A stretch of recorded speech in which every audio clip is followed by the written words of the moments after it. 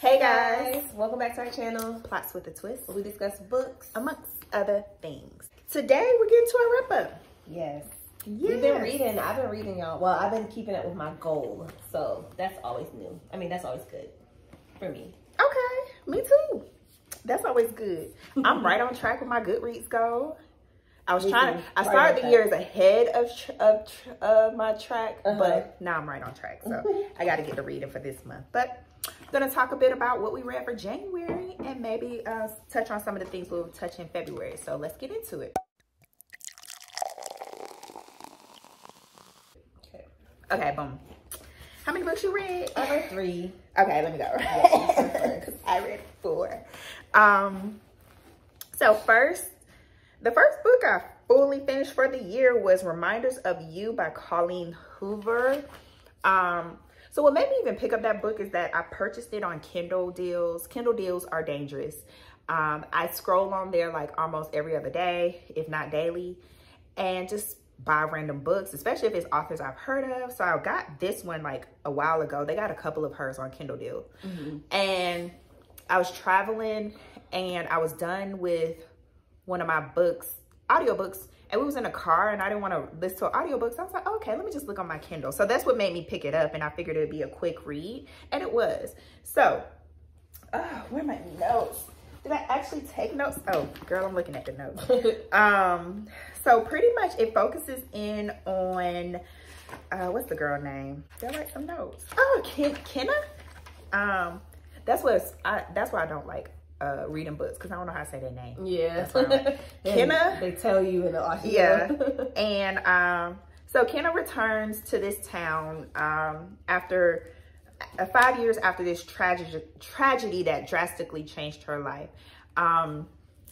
She has intentions to reconnect with her 4-year-old daughter, who Kenna had while she was in prison.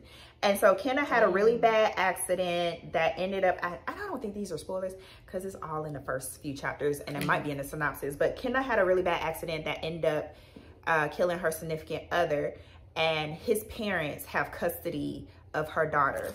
And so she wants to make amends and try to at least meet her daughter, because she never really got a chance to meet her. But his parents have, you know, these blockers up, and they don't know if they can trust Kenna to really be a additional support person for the child, Diem. That's her name, Diem. So on a chance encounter, Kenna goes out and she meets Ledger. Ledger, he's a handsome, striking guy, is a bar owner, and they strike up a kind of like a connection. I don't know what's going on with my eyes. They strike up a connection, and Kenna finds out that Ledger is connected to Diem, her daughter, and both of them, the closer they get, you know, they run a risk of both being cut out of Diem's life, which they don't want. And so it just goes into that, and just, you know, this undeniable connection they continue to have. And it's a Colleen Hoover, so of course some romance there, but it just gets to a point where, you know, you want to know if Kenna is ever going to be forgiven and get redemption, and ultimately finally get to meet her daughter. So I liked, again, I'm getting through a few Colleen Hoovers. Like, she's not the one I'm like, yes, pick up every time. But I'm trying to see, you know, more and more what the hoopla is about. So I know this was an older book, so maybe a little skewed in my judgment, but I just like that she focused more so on a complex situation instead of these emotionally complex characters. Like, you understood their dilemmas and just their thought processes and their trauma and everything like that. But the focus of the story was really how is Kenna gonna earn her way back into good graces, or even, I don't even say back into good graces. I think they got off on the wrong foot in the beginning. How is she gonna get this opportunity to show that she really can be she's not even seeking to be a parent, just she wants this opportunity to just meet her daughter, see how she looks. Never even got that opportunity. So I like that it was like focusing on that versus, oh, he's emotionally unavailable, she's this, she's that. It wasn't a heavy character story, but it still was there. Yeah, she just created a few layers to the situation that I enjoyed. And it wasn't, again, overly inappropriate in some things. I think she just kept the conflict at an appropriate level. What I didn't like, it was a bit repetitive and redundant when it came to the conversations. Is, oh, I shouldn't be talking to her because then da-da-da-da. Oh, I shouldn't be talking to him because da-da-da-da-da. But then 2 chapters later, same thing. 3 chapters later, same thing. So it just kept being this redundant, repetitive conversation, or just kind of like a stagnant story, because you know that they're working towards, or the author's working towards, you know, a breakthrough in the plot, you know, something to happen, but it just took a minute to get there. And not that you were pulled out like it did. I wouldn't describe it as a story that drags, but maybe so. Because it just took forever, and you're like, you kind of know what's going to happen. It's just, come on, let's go ahead and get to it. This could be wrapped up. So it just was a bit repetitive. Same conversation over and over again. Same dilemma. You know their dilemma. You know their dilemma. You knew their dilemma over and over again. And it's like, come on, let's switch it up. So, but overall, it wasn't bad. I bought that book physically because it was on sale at Target. Yeah, it's not bad. But I never read it. Yeah, and the thing I realized she does is too. Is that a word? The thing she does too is maybe this was the first. Maybe, I don't know. I got to read more of her books, but this is the second book I've read of hers where the title of the book was like at the end or something. Yeah, and all I would have, I remember. Yeah, it's like a title, right? It could be cute done right. Yeah, I remember the first time I had heard a story. Some girl was reading her short story in middle school, and that was the first time I heard somebody do that. She was like, her story was like McDonald's happy, and then it was like, I walked out of McDonald's happy. And I was like, oh girl, you did that. Mic drop. She might be a writer now. I don't know, I should look her up. Okay, so I got physical books. Last time on State Street, which I just thought the cover was super cute. And I did see this like on somebody's list somewhere, I think on TikTok, by Toya Wolfe. And this book chronicles girlhood in the Chicago Robert Taylor homes. One of the last, I think it's like one of the last public housing buildings in Chicago before they tore them down. So this is the summer before they tore all those buildings down. And it follows a group of friends, Fifi, Stevens, Stasia, I think that's how you pronounce it, Stasia, and Precious. And then they make a new friend named Tanya. So they are girls who are, I think they're 12 going on 13 years old. And it's the summertime, they're out of school, and it just goes through like their friendships, how Precious and Fifi, they have been friends since they were kids. And then Stasia is somebody that Fifi befriended just because she felt like she needed a friend, but her family, she comes from the Buchanan family who's just like a family of like gangsters and gangbangers and stuff. So people kind of stay away from them, but Fifi made a friend out of her. And then they meet Tanya along the way, who also has comes from a troubled home. And so, yeah, it just follows them like in their, I guess you could say they're growing up and their kind of downfall of their friendship, and also dealing with the woes that come with living in public housing and kind of disparaged neighborhoods, and seeing the effects of gentrification early on as a child and not really understanding what's happening. So yeah, that's what it's about. And I really enjoyed the story. It's a short story. I think that I have a personal connection to it because I grew up in public housing in New York City, but the public housing in Chicago made my project seem like a vacation home, like the stuff that they was going through, you know. It's not right. Yeah, but you know, they were girls, so it was kind of like, you know, they just kind of like seeing what's going around. But it definitely was that. And you know, Chicago, this is like when Chicago was known for like, you know, a lot of murders and gangbanging and things like that. So it kind of just chronicles all that going on and how seeing it through the lens of a child and growing up and the effects that it has on her, her brother, her mom, and her friends around her. So I really enjoyed the story. It started off a little slow, but it's kind of like setting up the scene of, you know, what's taking place and exactly what it's like the summer of 1999. So yeah, it's back in the day. And like the author, I want to say that it's kind of like biographical, but you know, she just made a story. It's fiction, but she grew up in those homes. So it's kind of like, what is that called when they like, it's based on their life, but loosely. Loosely based on, I don't know, loosely based on fiction, loosely based on actual events. I don't know if it's like the one word for a genre or something. But anyway, yeah, so I really enjoyed it. It felt authentic, obviously, because she, you know, she grew up there and these were her experiences that she put into a fictional story.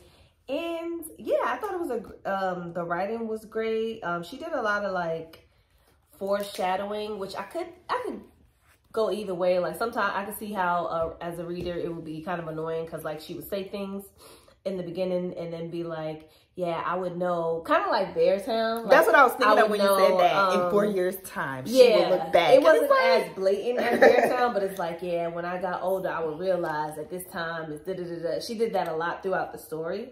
So, but it didn't bother me too much, but after a couple times, I was like, all right now. They do that to mom. I like when they do that. Cause it's like, I think you'll like this. I like when they do that because it's kind of like, especially if it's something positive. It's like, okay, I know they're going to overcome this particular situation. So. Yeah. So that was the only like maybe little gripe that I had about it. But other than that, I really enjoyed it. It's a short story. It got to the point and it kind of was, it follows her from when she's a child all the way till she grows up. But it seems like a long time, but the book is only like 250 pages. So she gives you a lot in her character's growth and like just what happens with her and her friends all in that story. And I thought she finished it off really well, just to have it packed in such a small book over a large span of time. So I thought it was great. Okay. Yeah, that's on Kindle. I might get it. It's cute. I think you'll like it.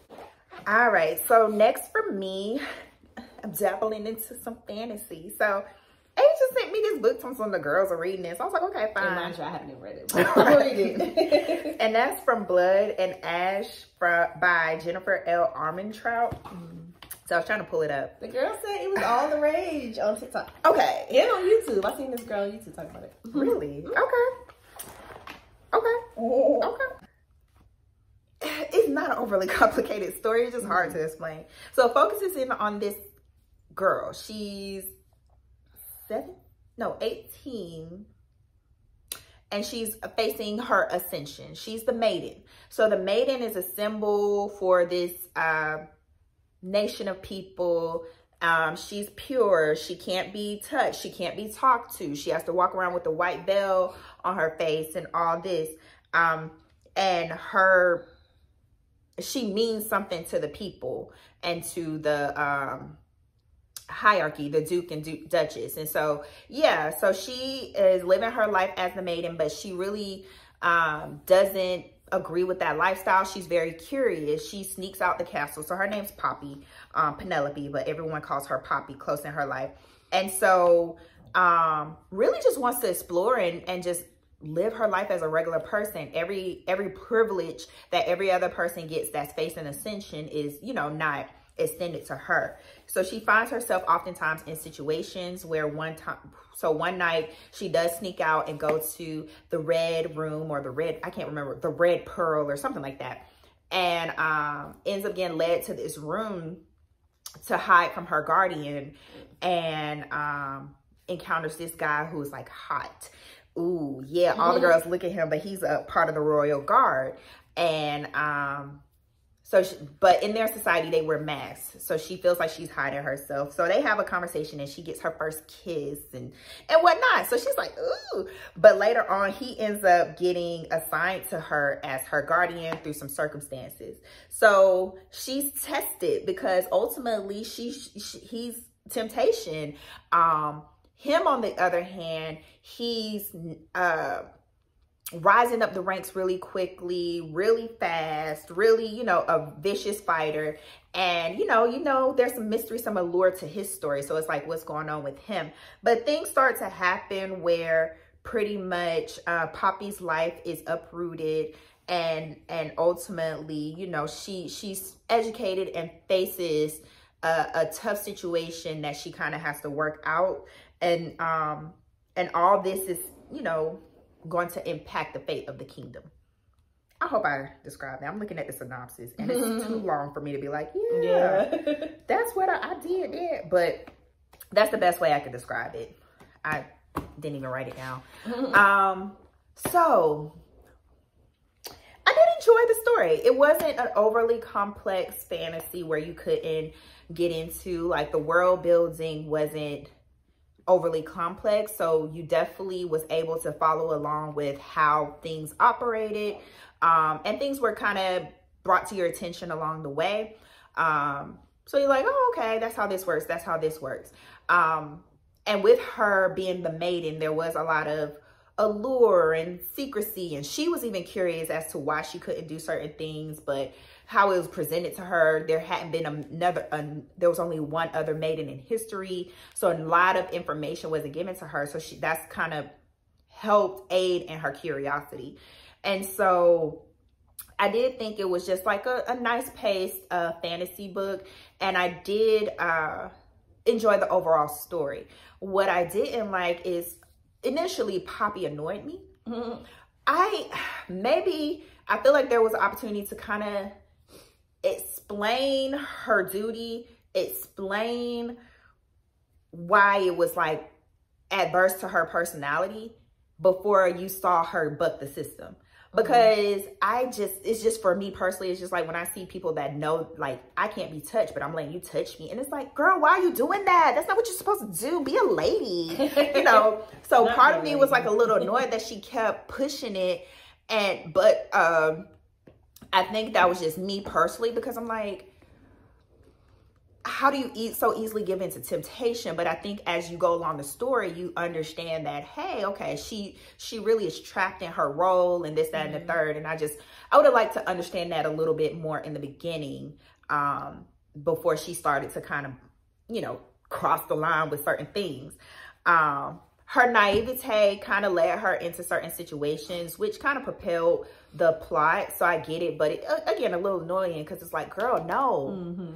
And then again, with kind of similar to reminders of him, some of the things were redundant. Some of the same conversations. Again, her feelings of being trapped in this role, her wanted to do this, you kept facing that conversation, that inner dialogue, which again is understandable, but it was just like boom, boom, boom, boom, boom. We know she's, you know, we know there's conflict there. Let's get to the juices and berries and whatever you call it, the meat of the story and what's going to happen versus us continuing to know that she's grappling with these feelings and thoughts and emotions. Like it became a bit repetitive, but overall, like I said, the overall story was good. And I think the plot twist and the things that are revealed as you get along, you're like, oh, okay. It's a series, isn't it? Yes. Okay.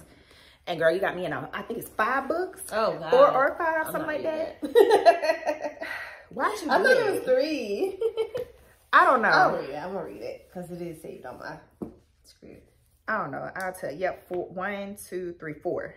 That's not too bad. Was it an easy read though? I feel like it's an easy. Yeah, it was easy. Okay, so next on my wrap up is Heaven by Mieko Kawasaki. Oh, they didn't put a picture back here. Okay, so this book follows a young boy, and you know what, guys? I don't know if they ever said the boy's name. I've had a book like that where they said it like literally one part in the beginning, and then you read the whole book and no one ever said his name or the person's name, and you're like, what is their name? Yeah, I don't think they ever said his name. There's a girl. Okay, so if I was a young boy, yeah, that would have annoyed me at some point already. But because it's other names in here, but maybe they do if y'all read this. But if I was a young boy who is bullied in school because he has a lazy eye, and I think they're about like 13 or 14 in here. Yeah, it's kind of like sad, but he's befriended by another girl in school, Kojima, I know her name, who's also bullied by the girls in the school. And so they start off their friendship by writing each other letters. I know. They write each other letters and just embark on this friendship, you know, kind of seemingly being outcast, but they only write each other letters and meet outside of school. They never like talk to each other in school because they're like severely bullied at school. And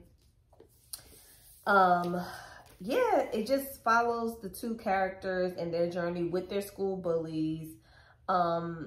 It delves into the main character, his life at home. He lives with his dad and his stepmom, but his stepmom is basically like his mom because she's there more than his dad. And yeah, she's been around for like his whole childhood, but you could tell in the beginning that they had not a strained relationship, but kind of like not as close. But throughout the story, you can see that his stepmom is like his mom. She's his mom. So yeah, it's not much to say. It really just goes over like his journey of being bullied and wondering, you know, like what it is about him. Like he knows it's his eye, and just wondering like why people get away with certain things and why they're doing this to him and to his friend. And yeah, and then his journey with his friend, she's dealing with her own things at home, and her reasoning for getting bullied is different from his, but all the same, they're still, you know, being attacked at school. And it kind of just like delves into like the mind of a child and how they see themselves in the world when something like this is happening to them. So yeah, another short book. It was like 200 pages. It was good. I enjoyed the book. But I say that in the sense of like, it was good writing and it was insightful because like I said, you kind of see into the mind of a child and when they're getting bullied. But I didn't enjoy it because it was sad and I felt like so bad. And I was like, oh my God, I'm so glad I don't have like kids because I would not be able to deal with that. And I have like nephews and stuff, but they have never told me they were being bullied. And like, I don't know just what I would do with that. Like, I don't see how, it's just a mess. Kids are too much. Like, yeah. Why are y'all doing that to people? But it was just really well written. Like, you really like felt like you were, the boy was talking to you. Now I gotta look up the boy's name. I don't think it ever says his name. But I guess. Yeah, so it was a good read. Her writing style is, I do think it's kind of an acquired taste a little bit, but it's not like complicated or anything, but it's just a little different from what I'm used to reading. So isn't it translated? Yes, it is. So maybe that's why. Okay. Yeah, it is translated. Okay. I don't know about that. You want to read it? Okay, so the next book I read is The Mystery Guest by Nita Prose. So that is the second book in the Molly the Maid sequel or duology. I don't know if there's another book planned. But pretty much the first book was The Maid. And yeah, so this is a follow-up. So this one takes place 4 years, I want to say, after the first one, the events of the first one wrap up. Yeah. And nothing wrong with that. I don't mind that. You know, some things have happened. And yeah, so you could read this without reading the first one. I would venture to say that because it's a completely different story.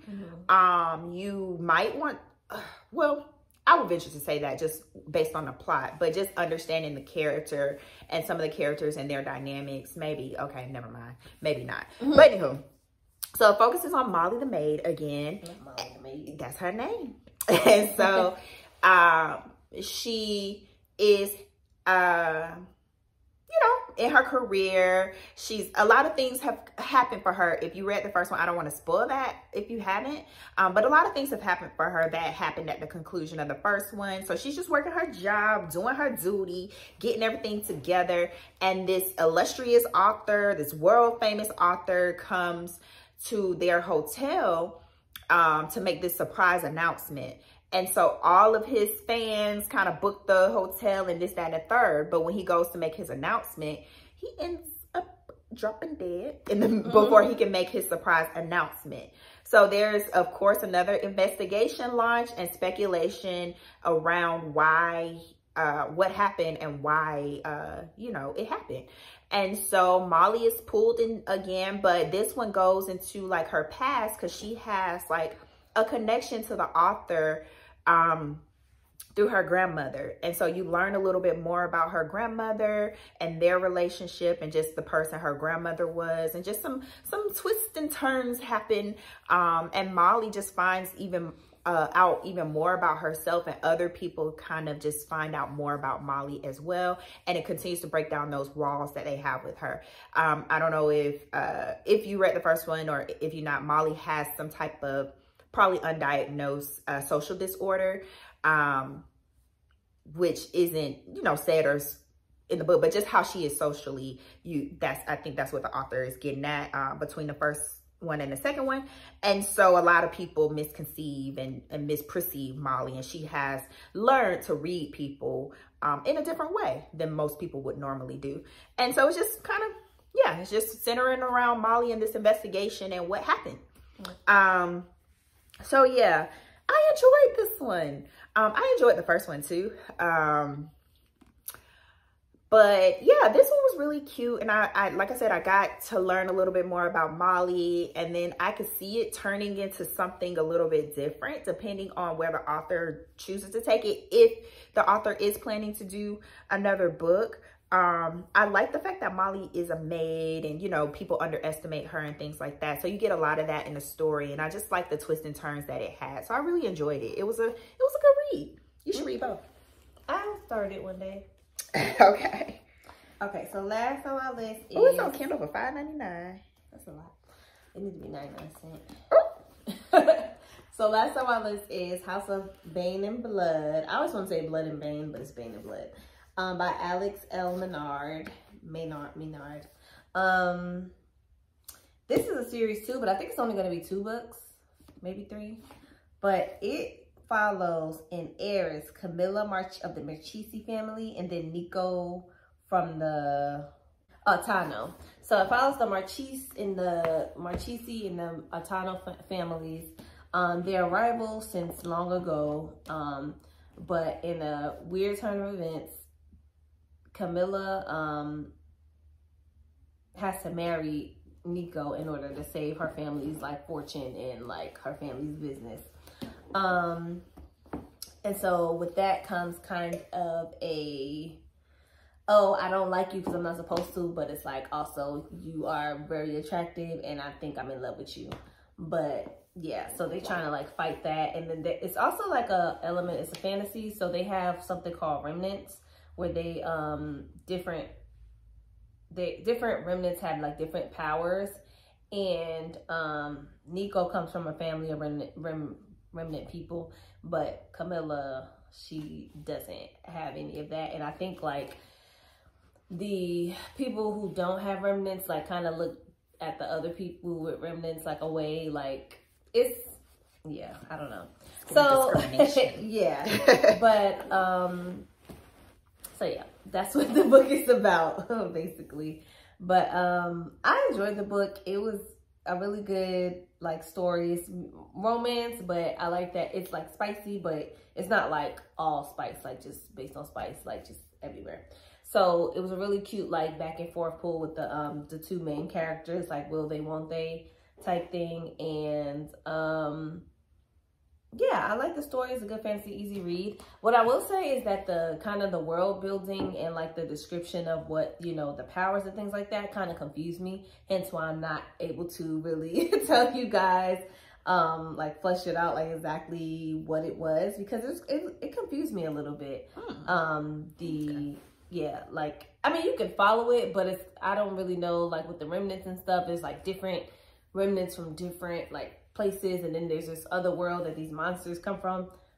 It's a lot, y'all. So maybe in the second book she'll kind of like delve more into like, you know, in the history of like where these things come from or how they came about. But in this book it focused more on the families and then like the romance between the 2 main characters. But I enjoyed it nonetheless. It was a really cute book. Okay, I forgot to say from Bone and Ash had a little bit of romance. Oh yeah. And a little bit of spice. Yeah, that's what they said. The people said. The people was ranting and raving about that spice in their book. Not in the spice, but just in general. But they did say it was spice. They did say it was spice. Okay. Okay, so that's on my list though to read one day. It's good. Not fun. Okay, so the last book I read for January was The Heaven and Earth Grocery Store by James McBride. How was it? I'm about to talk about it. So I'm trying to look at the synopsis. I really don't know how to describe this. So the book starts in 1972 where a body or some bones are discovered in a well. And the police find this Jewish, I can't remember what it's called, but it's this relic. I don't know what it's called. I'm not trying to be offensive or anything. I just can't remember what it's called. And so they go to the Jewish person in town and start to question him. And he's like, I don't know. Y'all come back later if you want to, but I don't know what you're talking about. And so events happen where that's kind of flushed away. But that particular thing relates to this whole story that began in like the 1930s. And so in Pottstown, Pennsylvania. So the story focuses really on this community of Pottstown where it was basically started as like a Jewish or mainly an immigrant community, but a majority of the inhabitants were Jewish, but it also housed or a lot of Black people also lived there. So it kind of tells the story of the citizens of this town and how they intertwine and relate, and the events that happened that eventually led to this particular body being in this well so many years later. And the story is so entangled and so much on this town and so much on this time frame, you even forget about the prologue where it's like this body is in this well, but then later it's like, oh, okay. But pretty much it focuses in on primarily on Shauna. She's very sympathetic to and really kind of like, I don't know what to call her, but she lives like, you know, the Black people and really like doesn't have a problem with them and really doesn't understand the rhetoric around Black people during that time, and is a huge support and ally. She writes letters to the newspaper, everything like that, and just how people center around her. And just things that transpire to lead to just a whole litany of events. That's the best way I could describe it. But yeah, just center around this community, basically. And yeah. So initially, because the body was mentioned in the beginning and it went back, I was like, okay, it's about to give me kind of like Where the Crawdads Sings vibe, which in a way you can say, but you will be reaching a little bit because it's not as intertwined and it's not as much of a back and forth, and it's not directly like this. So because like I said, you forget that this body is discovered in the beginning. But you do also are curious as to what the story is leading to. So in that way, it took a little minute for me to get into, because I'm like, okay, it's telling me about the story about Musha and his wife Shauna and how he fell in love, and now he runs a theater and this, that, and the third, and now Nate works for him. So you're trying to understand the importance of these events and these characters, especially as more characters are introduced as you go along the story. And then these random and it's kind of told anecdotally, like it's a consistent story kind of sort of, but it's, hey, okay, this event happened. Okay, hey, this event happened. So it takes a minute for you to piece together everything, but so as you progress through the story, everything starts to come together and you understand, okay, this is why this person did this, because this. So it's a really it's kind of, I don't want to say it's complex, but it's really intertwined story that's really interesting once you get towards the end, but it does take you a minute to realize what's going on. So it kind of dragged a little bit in the beginning. But once, I feel like it's one of those stories that once you get to the end, you're like, okay, that's good. But while you're reading it, you're like, what's going on? This is just another like race thing or historical thing. Like, what is the point? And but once you kind of get there, you're like, okay, this is a really beautiful story. And especially when it talks about the community and the connection that the people had in this town, and just how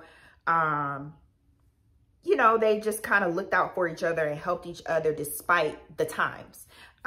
So yeah, I think it's an enjoyable story. I see why it did. I saw someone tell me and confirm it was on Barnes and Noble's book of the year. So I told you, it's #1 book.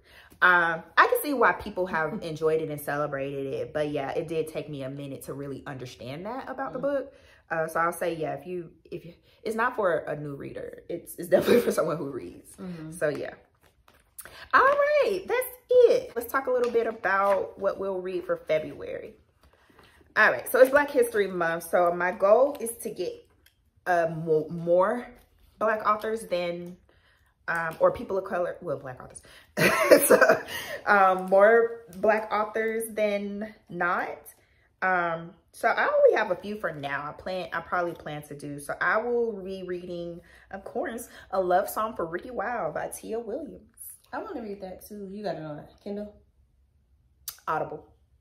Oh. I didn't check and see if it was on the other stuff. Yeah, I want to read it, but I don't think I'm going to get it in time. So first on my list, I think this is by a Black author, and it's Ace of Spades. Yeah, it is. Who writes that? I don't know. It's but it's like a young adult. Because I've seen it going around for like a long time, and then Kristen read it. So I didn't read it. It's on my list to read. Okay, written by Faridah Ábíke-Íyímídé. I don't know if I'm probably not saying that right at all, but yeah. Okay, so that's first on my list. All right, so I don't know. I have it on here. Oh, I'm already reading a book. So this book I started in January, but I was only like 5-10% maybe through. So I just rolled it over to my February TBR. It was one that I was like, oh, I got a little extra time. Let me go ahead and do this as well. But I just haven't been reading with my eyes. I mainly was doing my audiobook, and that is Delicious Monsters by, I can't see the name. Giselle Sambury. My check mark is over the name, so I can't see it, and I just can't click. But I started that already, so yeah, I'm gonna finish that up this month. Okay, next on my list is Kristen put a gun to my head and told me to read Prisoners of Azkaban by, I was gonna say by Harry Potter, by J.K. Rowling. I did not put a gun to your head. The third installment in the Harry Potter books. Y'all know I'm slowly but surely getting through them. I read like one every 2 years. So many, like if you go to TikTok, Instagram, so many people are reading Harry Potter as an adult. Yeah. It's one girl I was like, oh my God, it's just making me want to reread it. I might, because she's enjoying it so much and I enjoy watching her enjoy it. She's crying every other video. That'll be the series that you like actually can reread. I don't know, but I saw another girl rereading it too, and I'm like, or no, she was reading it for the first time. So yeah, these people reading it for the first time and vlogging about it or showing their journey. It's like, this is what we want, J.K. Rowling, not all the hate. Not that. I don't know what she giving now, but okay. So only other one I have like that I said I was going to read is The Yellow Wife by Sadeqa Johnson. I'm going to read that too, because I know it's available. But next on my list, I'm trying to get through the books, y'all, so that I own, which I've been doing a good job. All these books I bought. So I'm either going to read Six of Crows or finish King of Scars, because I have both. And I need to, like, I got to get to it. So yeah, either one. Maybe I can do both. I don't know. Maybe. That's too much pressure. But yeah, so that's my. You'll be able to do both. Yeah, I liked what I read of King of Scars, but I feel like I should read Six of Crows because it's like that one was first, right?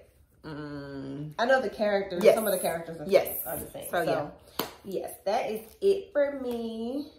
All right. Other than that, I said I might do some Kennedy Ryan in anticipation for her oh yeah, because she had a bunch of other books. But yeah, I got a few from Stuff Your Kindle Day, one of her series, and so maybe. Oh yeah, you should make it.